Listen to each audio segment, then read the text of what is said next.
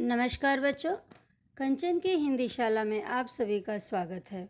आज हम लोग पढ़ेंगे स्पर्श भाग 1 से पद्य खंड आदमी नामा, जिसके कवि हैं नज़ीर अकबराबादी। आइए सबसे पहले हम लोग नज़ीर अकबराबादी जी के जीवन के बारे में जानते हैं। इनका जन्म 1735 ईस्वी में दिल्ली में हुआ। इनका असली नाम वली मोहम्मद था। 18वीं सदी के भारतीय शायर थे, जिन्हें उर्दू नज्म का पिता कहा जाता है। इनकी आरंभिक शिक्षा दीक्षा आगरा में हुई। ये आम लोगों के कवि थे, जिस विषयों पर लोग सोच भी नहीं सकते हैं कविता करने की, ऐसे ऐसे विषयों को लेकर के इन्होंने अपने गज़ल, अपनी नज़में लिखे हैं। जैसे ऋतुओं पर, त्योहारों पर, फलों, सब्जियों, हमारे अलग अलग होली, दिवाली, राम, कृष्ण, इन सब पर भी इनकी रचनाएं हमको मिल जाती है। इसलिए इन्हें एक धर्मनिरपेक्ष कवि भी माना जाता है। बंजारनामा और रोटियां जैसी कालजयी नज़में रचने वाले महानायक की मृत्यु 1830 ईस्वी में आगरा में हुआ। अपने प्रस्तुत कविता में नज़ीर अकबराबादी जी ने आदमी के विभिन्न रूपों के बारे में बताया है। उनका मानना है कि मनुष्य का चरित्र उसके स्वभाव, उसके कार्य के आधार पर ही बनता है। उनका कहना है कि दुनिया में लोगों पर शासन करने वाला, गरीब, दीन दुखी, धनी, मालदार, कमज़ोर, स्वादिष्ट खाना खाने वाला, दूसरों के सूखे टुकड़े चबाने वाला, सभी आदमी ही होते हैं। इसी में कोई अच्छा कार्य करके पीर अथवा संत बन जाता है, तो दूसरा एक शैतान बन जाता है। इस तरह कवि ने आदमी के चरित्र की विविधता को उभारा है। उनका मानना है कि मनुष्य के अंदर सीमाएं और संभावनाएं दोनों होती हैं। वो चाहे तो अपने अच्छाइयों को उभार कर अच्छा इंसान बन जाए और अपने बुराइयों को उभार कर बुरा इंसान बन जाए। आइए हम अगले स्लाइड में देखते हैं इनके आदमी नामा कविता का पहला पद। जो हमारे पाठ्यक्रम में पहली कविता है वह है, दुनिया में बादशाह है सो है वह भी आदमी, और मुफलिस ओ गधा है सो है वो भी आदमी, जरदार बेनवा है सो है वो भी आदमी, नियमत जो खा रहा है सो है वो भी आदमी, टुकड़े चबा रहा है सो है वो भी आदमी। प्रस्तुत पंक्तियों में कवि नज़ीर अकबराबादी जी ने मानव के विविध रूपों पर प्रकाश डाला है। वे कहते हैं कि दुनिया में विभिन्न प्रकार के आदमी होते हैं। जैसे कुछ धनी व्यक्ति होते हैं, कुछ गरीब होते हैं, कुछ बुद्धिमान व्यक्ति होते हैं, तो कुछ हद दर्जे के मूर्ख भी होते हैं। यहाँ कई प्रकार के स्वादिष्ट व्यंजन खाने वाले व्यक्ति हैं, तो जूठे तथा रूखे सूखे टुकड़ों को खाकर पलने वाले आदमी भी यहीं पर मौजूद हैं। हर आदमी एक दूसरे से अलग होता है और उसका अपना अलग काम भी होता है। इसी कारणवश उनकी जीवन शैली भी सबसे अलग होती है। उनके रहने का तरीका, खान पान, सब कुछ अलग होता है। उनकी जिम्मेदारियां भी अलग अलग होती हैं।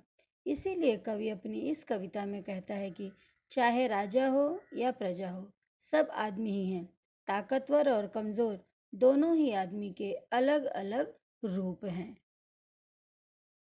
मस्जिद भी आदमी ने बनाई है या मियाँ, बनते हैं आदमी ही इमाम और खुतबा ख्वां, पढ़ते हैं आदमी ही कुरान और नमाजियाँ, और आदमी ही उनकी चुराते हैं जूतियाँ, जो उनको ताड़ता है सो है वो भी आदमी। अर्थात मस्जिद बनाने वाला, अच्छा बुरा सभी लोग आदमी ही होते हैं। इसका विस्तृत भावार्थ अगले स्लाइड में देखते हैं। प्रस्तुत पंक्तियों में कवि ने आदमी के भिन्न भिन्न स्थितियों का वर्णन करते हुए उनके कार्यों के बारे में बताया है। उन्होंने यहाँ हमें मस्जिद का उदाहरण दिया है और वे कहते हैं कि जिन्होंने मस्जिद का निर्माण किया है वे भी आदमी हैं। मस्जिद के अंदर नमाज पढ़ने जो जाता है वह भी आदमी है, और वहाँ पर जो कुरान शरीफ का अर्थ समझाते हैं वो भी आदमी ही हैं। यहाँ तक कि इमामियों के चप्पलों को चुराने वाले भी आदमी होते हैं, और उस पर जो पहरा देते हैं, उन पर नज़र रखते हैं, वे लोग भी आदमी ही होते हैं। इस तरह से कवि ने यहाँ आदमी के विभिन्न रूपों एवं कार्यों का वर्णन करते हुए हमें यह बताया है कि दुनिया में पुण्य करने वाले और पाप करने वाले दोनों ही आदमी होते हैं। यह हमारे ही हाथ में है कि हम अच्छा करें या बुरा करे। यह आदमी पे जान को वारे हैं आदमी, और आदमी पे तेग को मारे हैं आदमी। पगड़ी भी आदमी की उतारे हैं आदमी, चिल्ला के आदमी को पुकारे हैं आदमी, और सुन के दौड़ता है सो है वो भी आदमी। अपनी इन पंक्तियों में कवि ने आदमी के प्रकृति अर्थात स्वभाव के बारे में बताया है। किसी की जान को बचा लेने वाला, किसी की जान को ले लेने वाला भी आदमी होता है। और कोई आदमी किसी को बेइज्जत करके खुश होता है, तो कोई आदमी उसकी इज्जत बचाने की कोशिश करता है। किसी को मदद के लिए पुकारने वाला भी आदमी होता है, और उसकी पुकार पर दौड़कर उसकी मदद के लिए चले आने वाला भी आदमी ही होता है।